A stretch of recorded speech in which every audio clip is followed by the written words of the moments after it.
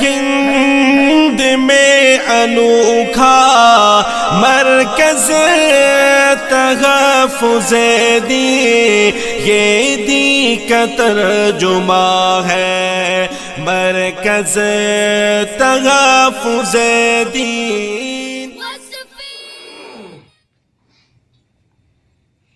شکیل بن حنیف دربھنگے کا رہنے والا ہے۔ 1969 اس کی تاریخ۔ ایک مسجد بھی بنائی، دوسرے لوگوں کو وہاں پر وہ داخل نہیں ہونے دیتے، بلکہ دروازے پہ یہ لکھ رکھا ہے کہ یہ عام مسجد نہیں ہے، یہ خاص مسجد ہے۔ تو شکیل وہاں رہتا ہے یا نہیں رہتا اس کا تو پتہ نہیں۔ اس کی زندگی تو چھلاوے کی طرح ہے۔ جس طرح بھوت پریت دکھائی نہیں دیتے، اسی طرح شکیل بھی دکھائی نہیں دیتا کسی کو۔ نہ اس کے قیام کے بارے میں معلوم ہے، نہ یہ معلوم ہے کہ اس کی اصلی قیام گاہ کہاں ہے، بیت کہاں کرتا ہے۔ بس اندازے سے کہتے ہیں کہ اورنگ آباد لے جاتا ہے، وہاں آتا جاتا ہے۔ بہرحال اس کا دعویٰ یہ ہے کہ میں مہدی بھی ہوں اور مسیح بھی ہوں، بالکل وہی دعویٰ جو غلام احمد قادیانی نے آج سے برسوں پہلے کیا تھا۔ لیکن جس طرح وہ کوئی دلیل نہیں دے سکا تھا، اسی طرح شکیل بھی کوئی دلیل نہیں دے سکا۔ ہم نے 2008 سے اس وقت شکیل کا پیچھا شروع کیا، جبکہ شکیل کو ہندوستان کا کوئی ادارہ، کوئی تنظیم، کوئی عالم نہیں جانتا تھا، اور ہم نے اس وقت مہدی ایک کذاب نامی کتاب لکھ کر نیٹ پر ڈال دی۔ 1.5 سال تک شکیل خاموش رہا، اور اس کے بعد جب اس نے جواب دیا تو ہم نے اس کا بھی جواب دیا۔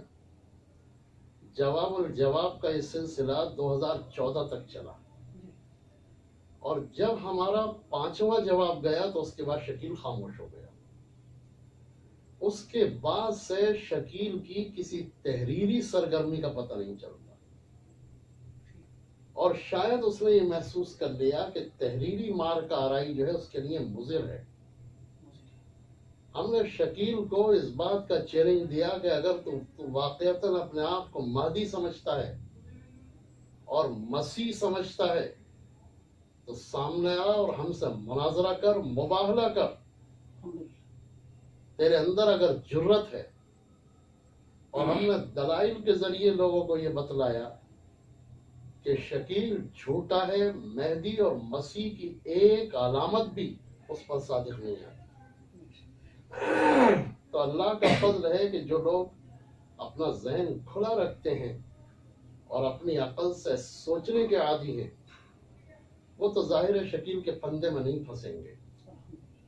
لیکن جنہوں نے اپنی عقل کو گروی رکھ دیا ہے، جو اپنے ذہن سے نہیں سوچتے، اور جو شکیل کی باتوں پر یقین کر کے اسے آسمانی رہبر سمجھتے ہیں، وہ اپنا دامن ایمان تار تار کر چکے ہوتے ہیں۔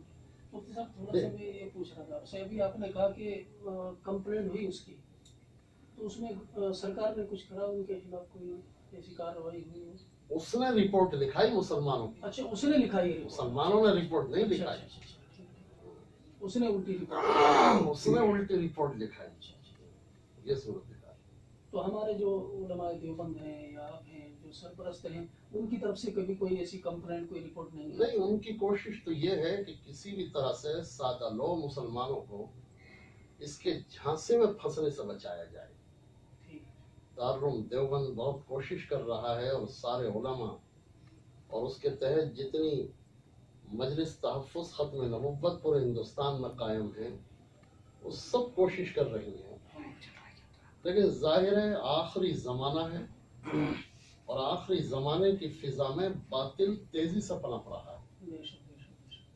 اور مشہور آپ نے کہاوت سنی ہوگی کہ بدی 100 کوس اور نیکی 9 کوس۔ تو نیکی بہت دیر سے پھیلتی ہے، بدی بہت جلدی پھیل جاتی ہے۔ لیکن ہاں، یہ واقعی بہت ہم سب کو اس پر سوچنا چاہیے کہ کون سا ایسا ادارہ ہے، کون سی ایسی تنظیم ہے، اور بین الاقوامی سطح پر कौन सा वो ग्रुप है जो शकील को अफराद फराहम कर रहा है। एक शख्स है और उसे अफराद पूरे हिंदुस्तान में मिलना है, यहाँ तक कि जद्दा में भी मिलना है अफराद, श्रीलंका में भी मिलना है। यानी उसकी दावत के असरात अब हिंदुस्तान की सरहदों से बाहर तक पहुंच रहे हैं। तो ये बहरहाल बहुत तशवीशनाक सूरत हाल है, और हम ये कह सकते हैं कि कादियानियत से बढ़कर ये फितना है। कादियान से इतनी तेजी से कादियानियत नहीं फैली। गुमराही तो दोनों की एक सी है। कादियानी भी महदी और मसीह होने का दावेदार था, और ये भी महदी और मसीह होने का दावेदार है, लेकिन इसकी रफ्तार बहुत तेज है। और रफ्तार इतनी तेज है कि चंद सालों के अंदर पूरे हिंदुस्तान में उसके मानने वाले पाए जाते हैं। तो यहाँ पर ये जो इजलास हुआ, मैं मुबारकबाद देता हूँ इन सारे लोगों को, खासतौर से मौलवी ज़हीर को, कि इन्होंने बहुत ही इखलास के साथ और बड़ी मेहनत के साथ यहाँ कोशिश की और इसके ज़रिए सारे उलमा को मुतवज्जे किया। उम्मीद है अल्लाह तबारक व तआला की ज़ात से कि ये इजलास कारामद होगा। जहाँ भी इजलास हुए और हम गए तो वहाँ से बाद में यही रिपोर्ट आती हैं कि लोगों का शऊर बेदार हुआ और शकील के लोगों की मार पकड़ हुई और अल्हम्दुलिल्लाह वहाँ से भागने शुरू हो। अल्लाह तबारक व तआला हम सबको तौफीक अता फरमाए। सब्सक्राइब करें हमारे चैनल तहफ़्फ़ुज़-ए-दीन राजस्थान इंडिया को और बेल आइकन को प्रेस करें ताकि सबसे पहले वीडियोज़ आप तक पहुंच सके।